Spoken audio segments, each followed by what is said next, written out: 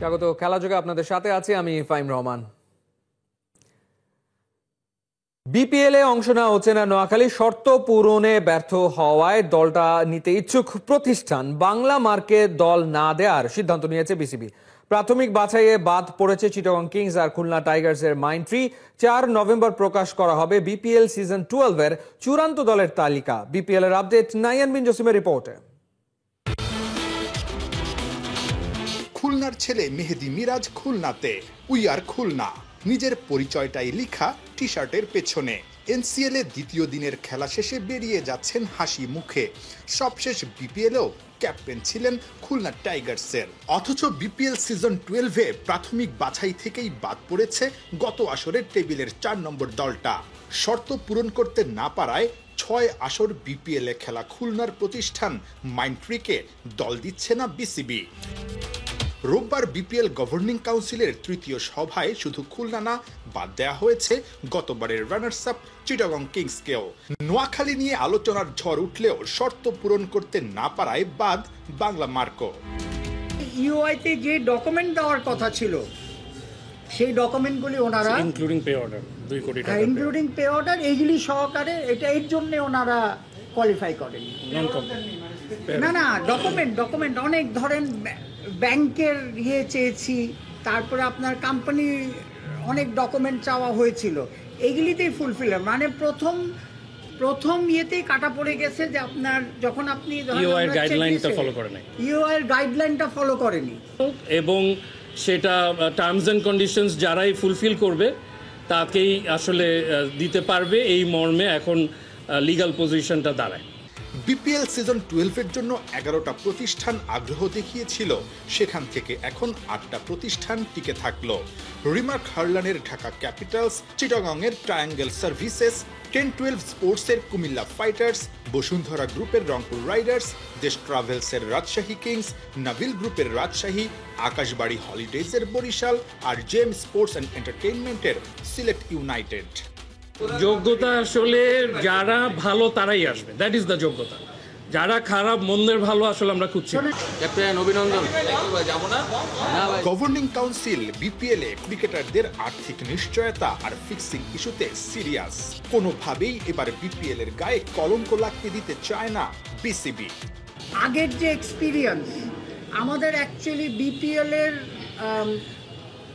নামটা আমরা কিন্তু নিচে নামিয়ে দিয়েছি, ঠিক আছে? সো এইটাকেই আমরা চাচ্ছি ইমপ্রুভ করার জন্য। সো আমাদের ফার্স্ট প্রায়োরিটি হচ্ছে দুটো এখানে। ফার্স্ট প্রায়োরিটি হচ্ছে যে এইবার বিপিএল শেষ করার সাথে সাথে যাদের যত তাড়াতাড়ি পাওয়া যায় তাদের সব প্লেয়ারদের সবাই দেনা, হ্যাঁ, পেমেন্ট ক্লিয়ার। সেকেন্ড হচ্ছে অ্যান্টি করাপশন, ইন্টিগ্রিটি। এইটা হচ্ছে প্রায়োরিটি। আপনারাও জানেন অনেক আমরা শুনেছি কমপ্লেন। সো আমাদের আটমোস্ট অ্যাটেনশন হচ্ছে ইন্টিগ্রিটিতে। সোমবার বিসিবির বোর্ড মিটিং, তবে যাচাই বাছাই শেষে বিপিএল এ কারা দল পেল তার চূড়ান্ত তালিকা জানা যাবে 4 নভেম্বরে। নাহিয়ান বিন জসিম, 71।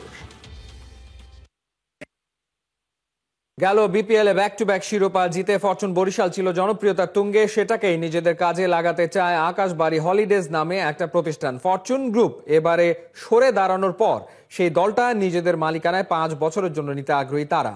তাহলে কি দাঁড়াচ্ছে তামিমের সেই চ্যাম্পিয়ন ফরচুন বরিশালের ভাগ্যে? খালিদ জামিলের রিপোর্টে বিস্তারিত।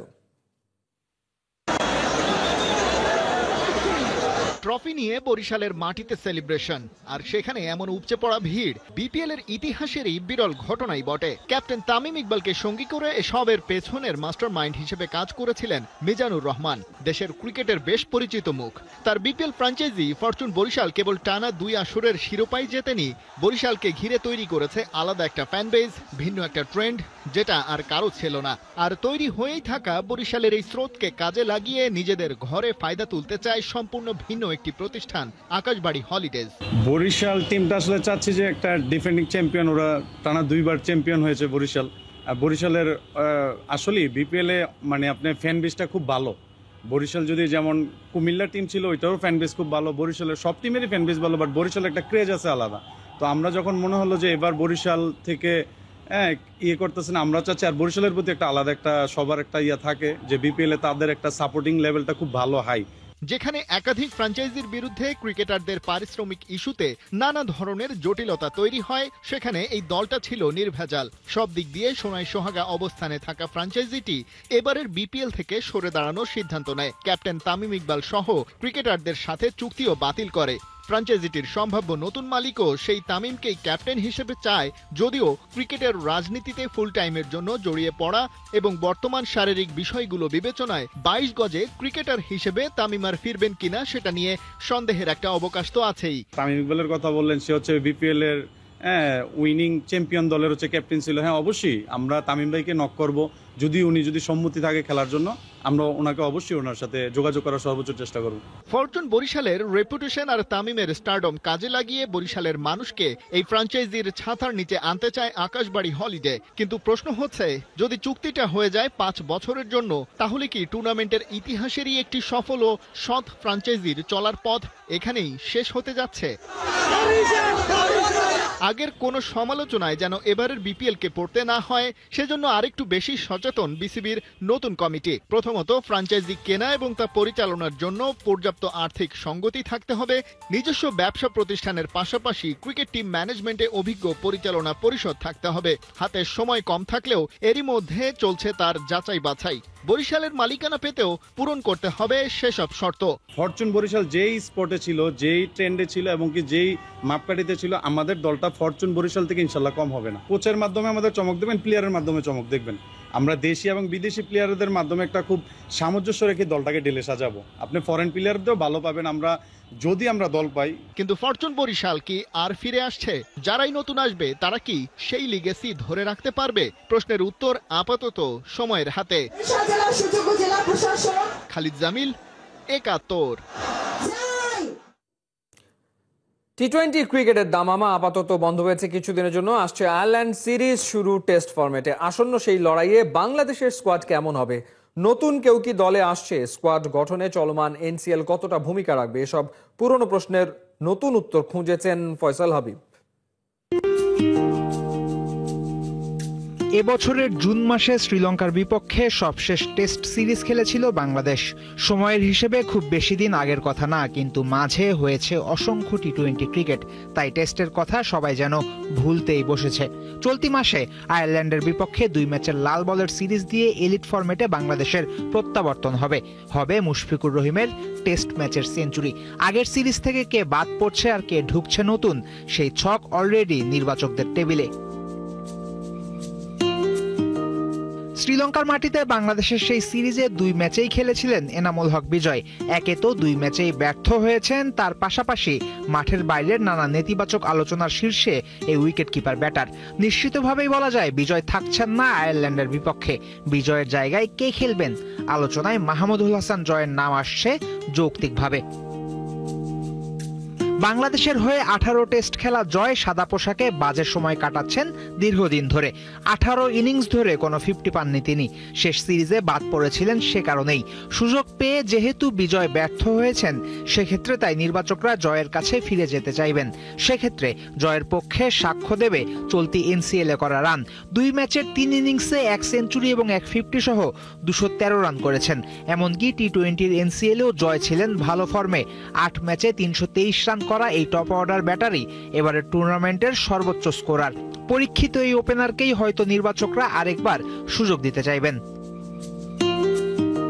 সাদমান ইসলাম আর জয় ছাড়াও জাকির হাসান ছিলেন নিয়মিত মুখ, কিন্তু এই বাঁহাতি যেন নিজেকে হারিয়ে খুঁজছেন শেষ কিছুদিন ধরে। কোনো ফরম্যাটেই রানের দেখা নাই। আয়ারল্যান্ডের বিপক্ষে স্কোয়াডে তৃতীয় ওপেনারের খোঁজে লিপুর নির্বাচক কমিটি তাই ব্যাকআপ ওপেনার হিসেবে ভাবতে পারে নাইম শেখকে।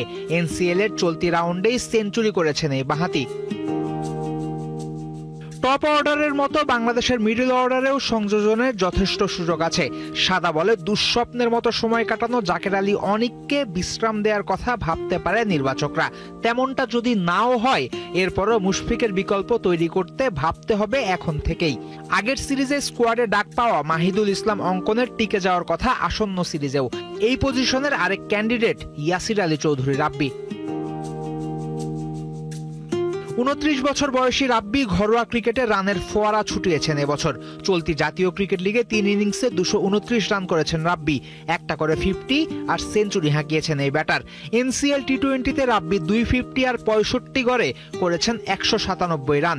যেহেতু জাতীয় দলের অভিজ্ঞতাও আছে তার, হতে পারেন সব ফরম্যাটেরই নিয়মিত ক্রিকেটার। এবছর মাত্র 2টা টেস্ট খেলেছে বাংলাদেশ। আয়ারল্যান্ডের বিপক্ষে 2 টেস্টও বিশ্ব টেস্ট চ্যাম্পিয়নশিপের অংশ নয়, কিন্তু 2026-এ টেস্ট চ্যাম্পিয়নশিপের 8টা ম্যাচ খেলবে টাইগাররা। আসন্ন কঠিন চ্যালেঞ্জের প্রস্তুতি শুরু করতে হবে এখন থেকেই। আইরিশদের বিপক্ষে অগুরুত্বপূর্ণ 2 টেস্টে জেতার পাশাপাশি স্কোয়াড শক্ত করার কথাও যে ভাবতে পারে বাংলাদেশ, তাতে কোনো সন্দেহ তাই নাই। ফয়সাল হাবিব, 71। উইকেট নিয়ে রাজ্যের চিন্তা আফগানিস্তান দলে। মিরপুরের স্লো পিচের ভয়টাই যেন ওদের তাড়িয়ে বেড়াচ্ছে রাজশাহীতে। টাইগারদের হারাতে ওদের মাঠে আফগান যুবারা পরিকল্পনা আটছে। ভেজা মাঠে ফিল্ডিং অনুশীলন করলেও ব্যাট বল নিয়ে নামা হয়নি মাঠে।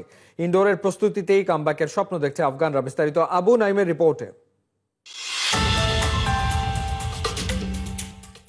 রাজশাহীর আকাশে মেঘ থাকলেও নেই বৃষ্টি, তবুও centre wicket Dhaka. Afghan team ম্যানেজমেন্টের ইচ্ছা যে করেই হোক নিশ্চিত করতে হবে উইকেট দেখা। নতুন বউ দেখার মতো করেই ঘোমটা তুলে দেখানো হলো নেক্সট ম্যাচের উইকেট। তাতেও যেন আফগান টিম ম্যানেজমেন্টের এই কর্তার মন ভরল না। বৃষ্টি ভেজা মাঠ আর এই উইকেটের কি শ্রী হবে সেটা ভেবেই যেন কুল পাচ্ছে না ওরা। এমনিতেই তো বাংলাদেশের উইকেট নিয়ে ছড়ানো ছেটানো আছে নেগেটিভ কথাবার্তা, তার ওপর অপরিচিত মাঠ। ভাবনায় কুডাক দিতেই পারে মিরপুরের ওই পিচ। শেরে বাংলার স্লো অ্যান্ড টার্ন উইকেটের ভয় কে না পায়। রাজশাহীর পিচের হালত একই কিনা সে নিয়ে চিন্তা আফগানদের থাকতেই পারে। তাই তো ভেজা আউটফিল্ডেও মাঠে নেমেছে অনুশীলন করতে। মাঠের অবস্থা বুঝতে ওরা বেশ কবার রেকিও করেছে। বোলিং ব্যাটিং করতে না পারলেও গা গরমের সাথে ফিল্ডিং প্রস্তুতির কাজটাও সেরেছে আফগানিস্তান। ফিল্ডিং প্র্যাকটিসের থেকে কম গুরুত্ব পায়নি উইকেট দেখার কাজ। নিজেদের চোখে যতটুকু পেরেছে উইকেটের অবস্থা বোঝার চেষ্টা করেছে। মাঝে মধ্যে স্থানীয় মাঠকর্মীর সাথেও দীর্ঘ সময় নিয়ে কথা বলেছে। আড্ডায় হয়তো 2-4 কথা জানতেও চেয়েছে পিচ নিয়ে। টস জিতে কোন সিদ্ধান্ত নেওয়া উচিত সেই ধারণাও বোধহয় নেওয়া হয়েছে। বাংলাদেশ আফগানিস্তান অনূর্ধ্ব 19 দলের 5 ম্যাচের সিরিজের দ্বিতীয় ম্যাচটি পরিত্যক্ত হয় বগুড়ার বৃষ্টির কারণে। যুবাদের কপাল মন্দ, তৃতীয় ম্যাচটিও সময় মতো আয়োজন করা যাচ্ছে না রাজশাহী বৃষ্টিতে। আউটফিল্ড ভেজা থাকায় খোলা মাঠে ব্যাটিং বোলিংও করা যাচ্ছে না। ইনডোরের ফ্যাসিলিটিস নিয়েই তাই প্রস্তুতি নিতে হচ্ছে। সিরিজের বাকি 3 ম্যাচ হার জিতের পরিসংখ্যানে নজর দেওয়ার সময় এখনো হয়নি। ঘরের মাঠে টাইগার যুবারা জিততে পারবে তো, নাকি কামব্যাক করবে আফগানিস্তান? আবু নাইম, 71, রাজশাহী। বৃষ্টিতে প্রায় 2 ঘন্টা দেরিতে শুরু হওয়া ম্যাচেও রয়েছে ভারতের আধিপত্য। নারী ওয়ানডে বিশ্বকাপের ফাইনালে টস হেরে আগে ব্যাট করতে নেমে 298 রানের বড় সংগ্রহ পেয়েছে স্বাগতিকরা। উইকেটের সুবিধা নিতে টস জিতে বোলিং এর সিদ্ধান্ত নিলেও তা কাজে লাগাতে পারেনি প্রোটিয়া মেয়েরা। 2 ওপেনার শেফালি ভার্মা ও স্মৃতি মান্দানা ভারতকে এনে দেয় উড়ন্ত সূচনা। 58 বলে 45 রান করে স্মৃতি ফিরলে ভেঙে যায় 104 রানের উদ্বোধনী জুটি। আর এক ওপেনার শেফালি ভার্মাও হারিয়েছে সেঞ্চুরির সুযোগ। তবে ওপেনারদের গড়ে দেওয়া শক্ত ভিতে দাঁড়িয়ে মিডল অর্ডার ব্যাটাররা দলকে এনে দিয়েছেন বড় সংগ্রহ। 299 রানের লক্ষ্যে ব্যাট করতে নেমে সাউথ আফ্রিকার 2 ওপেনার বেশ রুয়ে শুয়ে রান তোলার চেষ্টা করেছে। ওপেনিং জুটিতে ওদের রান ছাড়িয়েছে 50-এরও বেশি। বিদেশের মাটিতে খেলতে গেলে আফসোসে পড়ে ফুটবলাররা। আধুনিক ফ্যাসিলিটিস সঙ্গে দারুণ পরিবেশ খেললে বাড়ে আত্মবিশ্বাস, ম্যাচে যা বড় প্রভাব রাখে। কিন্তু দেশের মাটিতে চিত্রটা একদমই উল্টো। তীব্র শব্দ, স্টেডিয়াম প্রাঙ্গণে ময়লার ভাগাড়, এখানেই মানসিকভাবে পিছিয়ে পড়ে ফুটবলাররা। আর এমন পরিবেশে চলতে থাকলে গড়ে তোলা কঠিন ফুটবল কালচার, পাওয়া যাবে না বিশ্বমঞ্চে সাফল্য, দাবি সংশ্লিষ্টদের। হাসান সজীবের রিপোর্ট। জায়গায় জায়গায় ময়লার স্তূপ, দুর্গন্ধে টিকে থাকা দায়। চারপাশ যেন বিশৃঙ্খলায় ভরা, যেখানে সেখানে মাদক সেবনের দৃশ্য, নেই কারো কোনো বাধা। রিকশার তীব্র শব্দে কানে তালা লেগে যায়, যেন সাউন্ড বোমাকেও হার মানে এই কোলাহল। এই দৃশ্যটা কোনো সাধারণ এলাকা নয়, এটাই জাতীয় স্টেডিয়ামের বাইরের চিত্র। আবাসিক এলাকা স্টেডিয়ামের শব্দে বিরক্ত মানুষ, তাই নতুন করে ছাদ ঢাকা কাইতাক স্টেডিয়াম গড়ে হংকং চায় না। ঢাকায় ছাদ বন্ধ লেগে যায়, তার আগে শব্দ দূষণ মানাবে বা সেই কোলাহল বেশ ঠিক রাখতেও নেই কারো কোনো মাথা। এটাই দেশের বাইরে আধুনিক স্টেডিয়ামে খেলতে গেলে তাই আগে ফুটবলারদের মনে। জাতীয় দলের তারকা রাকিব হোসেন বলেছিলেন, আধুনিক মাঠে খেললে আত্মবিশ্বাস বেড়ে যায়, যা ফলাফলে বড় প্রভাব ফেলে।